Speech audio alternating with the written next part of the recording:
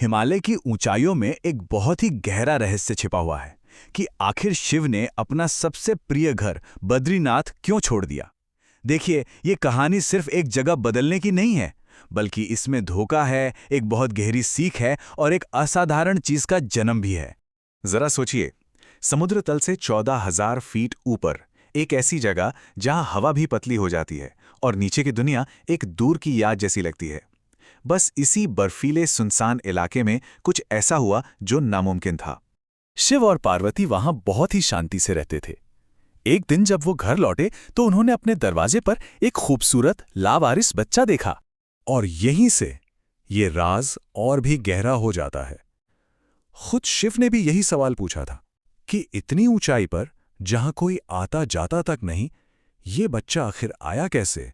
तो बद्रीनाथ में शिव और पार्वती की जिंदगी बेहद ही सीधी साधी और शांत थी। उन्होंने गर्म पानी के झरने के ठीक पास एक छोटा सा घर बनाया था। समझ लीजिए कि वो उनका अपना एक सुकून का कोना था, दुनिया के सारे शोर से दूर। उनका अपना एक छोटा सा स्वर्ग जहां सिर्फ और सिर्फ शांति थी। तो होता यह है कि एक दिन जब वो गर्म पानी के सोते में नहाकर लौटते हैं तो अपने दरवाजे पर एक सुंदर प्यारा सा बच्चा अकेला बैठा हुआ पाते हैं। अब पार्वती के लिए, जो एक संतान के लिए तरस रही थीं, ये तो जैसे एक सपना सच होने जैसा था। लेकिन शिव के लिए ये एक खतरे की घंटी थी। दोनों के बीच का मतभेद फौरन ही सामने आ गया। एक तरफ पार्वती की ममता जाग उठी। वो बोली, मैंने आज तक इतना सुंदर बच्चा नहीं देखा। लेकिन दूसरी तरफ शिव ने अपनी दिव्य दृष्टि से आने वाले खतरे को भांप लिया था और उन्होंने सीधे सीधे कहा, यह बच्चा ठीक नहीं है, इसे दूर फेंक दो। शिव का शक भावनाओं पर नहीं बल्कि सीधी सीधी वजह पर आधारित था। उन्होंने पार्वती से पूछा, ये बच्चा यहां कैसे आ सकता है? आसपास कोई नहीं है, और सबसे बड़ी बात, बर्फ से ढकी जमीन पर माँ बाप के पैरों के निशान तक नहीं है। ये एक ऐसी पहेली थी जिसका कोई जवाब ही नहीं था। पर पार्वती ने शिव की एक ना सुनी और बच्चे को अंदर ले गईं। अगले दिन जब वो दोनों फिर से नहाकर लौटे तो जो हुआ उसने सब कुछ बदल कर रख दिया। दरवाजा अंदर से बंद था। उस छोटे से बच्चे ने उन्हें उन्हीं के घर से बाहर निकाल दिया था। पार्वती तो हैरान रह गई, लेकिन शिव बिल्कुल शांत थे। उनका जवाब किसी व्यक्तिगत नुकसान से कहीं ज्यादा था। वो एक शाश्वत सत्य था। उन्होंने कहा, यही होता है, अगर हम गलत लोगों को अंदर आने देंगे तो वो जगह हमारी नहीं रहेगी। एक ही पल में उनका अपना घर पराया हो गया था। और वो बच्चा, वो असल में विष्णु थे, जो शिव के वैराग्य को परखने आए थे। वो ये सोच रहे थे कि एक वैरागी को किसी जगह से क्या ही मोह हो सकता है। बद्रीनाथ छोड़ने के बाद शिव और पार्वती कांत सरोवर की तरफ चले गए। उनके जो अनुयायी थे वो सब योगी थे और वो नीचे केदार की घाटी में बस गए।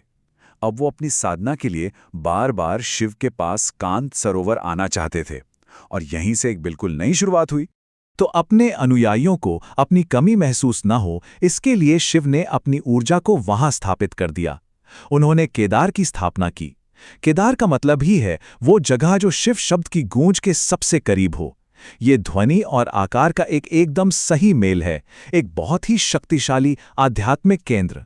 और देखिए, बद्रीनाथ छूटने की उस पीड़ा से ही कुछ असाधारण पैदा हुआ।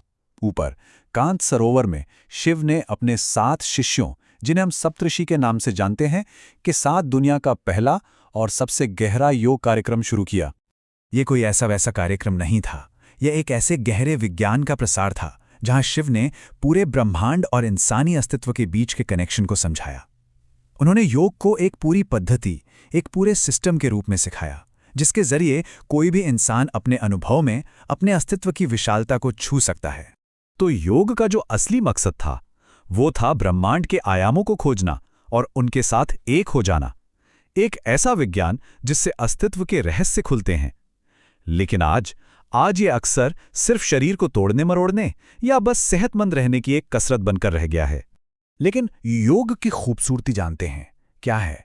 कि आप इसे कभी खत्म नहीं कर सकते। क्यों? क्योंकि ये कोई किताब नहीं है जिसे चला दिया जाए, या कोई याददाश्त नहीं है जिसे मिटा दिया जाए। ये तो अस्तित्व का एक जीवंत सच है। ये हमेशा यही है, बस इसे फिर से खोजने के लिए एक गहरी समझ और अनुभव चाहिए।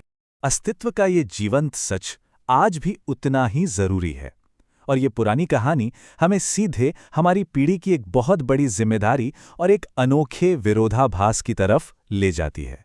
सोचिए, इतिहास में पहली बार हमारे पास ऐसे साधन हैं जिनसे हम पूरी दुनिया की आबादी तक पहुंच सकते हैं, लेकिन यही साधन मानव इतिहास में शायद ध्यान भटकाने वाली सबसे बड़ी चीज भी बन गए हैं।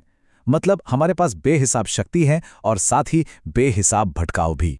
और आखिर में सवाल बस यही बचता है, इन शक्तिशाली साधनों का इस्तेमाल कैसे किया जाए? क्या ये मानवता के लिए एक नई संभावना बनेगी या सिर्फ एक और रुकावट? क्या यह हमें ऊपर उठाने की प्रक्रिया बनेगी या फिर उलझन पैदा करने का एक जरिया? ये जिम्मेदारी और इसका जवाब दोनों ही हमारी पीढ़ी के हाथों में है।